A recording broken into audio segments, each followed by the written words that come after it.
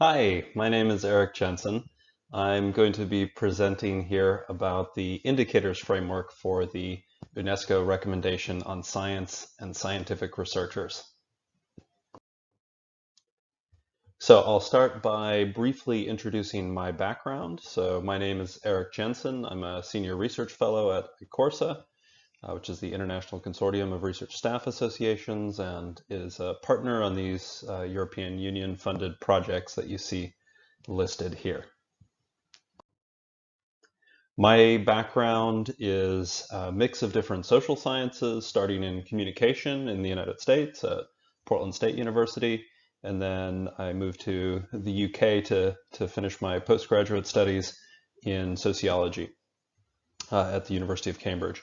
And I primarily publish in the areas of public understanding of science, public engagement, and social responsibility of science, looking at the empirical and evaluation dimensions. And this is an area I publish in mostly in recently in natural science journals, but also in social science journals in this field, like Public Understanding of Science, for example. And I've worked as an evaluation consultant and trainer for a lot of different institutions, primarily in Europe, but also in all around the world, supporting different institutions to develop evaluation frameworks and specific indicators that they can use to evaluate their work, and especially to evaluate impact and change over time. So that's included universities, museums, as well as scientific institutions like the European Space Agency. So here I'm going to be presenting on the indicators framework for the UNESCO recommendation on science and scientific researchers.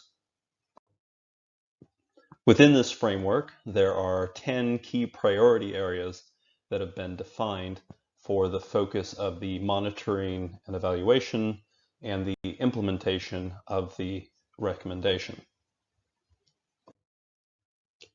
The RRING project is supporting the recommendation and helping to enable its effective implementation, in part because it connects to the primary focus of the RRING project, which is about social responsibility of science. And our contribution is to focus on the indicators frameworks that can be mobilized to understand progress towards more integration and implementation of the recommendation. So we're going to be drawing in this indicators framework, and we are, this is already well underway. We're drawing upon methodological work that we've done in the RRING project and in the GRRIP project, which is another of these EU-funded projects focusing on social responsibility of science. So we've conducted a global study of social responsible scientific practices, and also evaluation framework for evaluating progress towards greater social responsibility of science in the context of specific research performing organizations. So that's been in the GRRIP project. So in addition to our own methodological work that we've been doing over the last years, we're also drawing in previous evaluation instruments that have been developed, previous measurement that's already been done in this general domain of social responsibility of science, but particularly where it contributes to measurement against the 10 key priority areas for the recommendation. So the framework, the indicators framework being developed within the RRING project, provides a kind of ready-to-use toolkit. In some cases, this toolkit connects to data that has already been collected in the relevant period for reporting in this round for the recommendation. In other cases, it's providing survey instruments that can be used for reporting against the UNESCO recommendation key priority areas. So the RRING project is looking at 5 different levels of measurement in the framework that we've developed. So in this framework, we're looking at how the recommendation and how the kind of principles enshrined in the recommendation are cascading from the national policy level, so from the member state level, all the way down to the level of individual researchers and even to the level of general public opinion. And so each of these levels is covered in the indicators framework. And the idea is that this provides a toolkit, a set of resources that member states can draw upon in order to address the 10 key priority areas. And we're expecting that they will draw on different aspects of this toolkit. So it will be unlikely that many member states will use all questions through all levels of measurement, but we're providing a kind of a range of measurement options for reporting on progress in the recommendation. And then this will be supplemented by other sources of data that individual countries, individual member states have available. So just to take you through the different levels of measurement that the framework is addressing, we have the member state level, which in a lot of cases will be national reporting. In some cases, the kind of coverage of public policy around science and scientific researchers is kind of devolved to the regional government level or to the state level. And in those cases, this reporting should also take place at those levels. But in most cases, it will be representatives for the member state that are presenting objective statistics, providing links to relevant legislation and policies in order to document what kind of compliance there is with the principles in the recommendation. The next level down is research funding organizations. So this would be research councils. In the US would be the National Science Foundation, would be a kind of classic example of a research funding organization, the NIH, etc.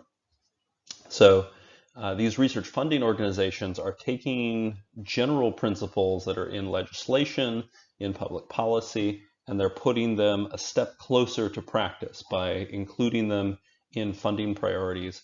And so this is a key area to look for how the recommendation and how the principles in the recommendation are translating into policy and practice. The next level down is research performing organizations. And research performing organizations also are kind of key point where we can see how legislation, how public policy is making its way into practice on the ground that affects researchers, scientific researchers, and how they do their work.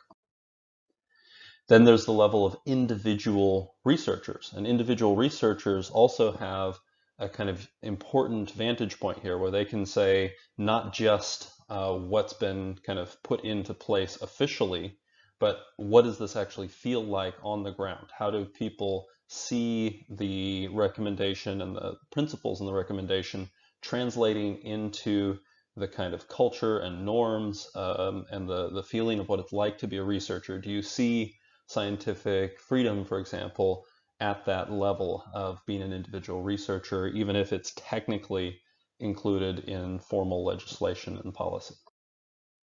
And then there's the level of public opinion, of general public views about different aspects of the recommendation. And so some of the aspects of the recommendation touch on public perspectives in a more direct way than others. So this plays a bigger role, for example, in the key area number 2, which is about the kind of relationship between science and society, but less of a role in other areas. So the idea is that across these 5 different levels, we can see the kind of full picture from the kind of top-down perspective of government policy down to the bottom-up perspective of general public views about research, about scientific researchers, and about research profession, research as a profession. And then also the perspective of researchers and research performing organizations. Together we get a kind of clear picture of how are things going across the different principles that are in the recommendation. So that's an initial introduction to the framework. The idea is that for each of the 10 key priority areas that have been defined, as a focus for implementation of the recommendation, there will be a full set of indicators across all 5 of these different levels. And so this will be one of the things that you'll be asked to discuss, is how, kind of where are the gaps in terms of existing evidence that's available, and where is there a need for kind of further support and tools that can be drawn from the work we're doing in the project to provide support with indicators. And you're welcome to get in touch if you have further questions, and happy to add more detail.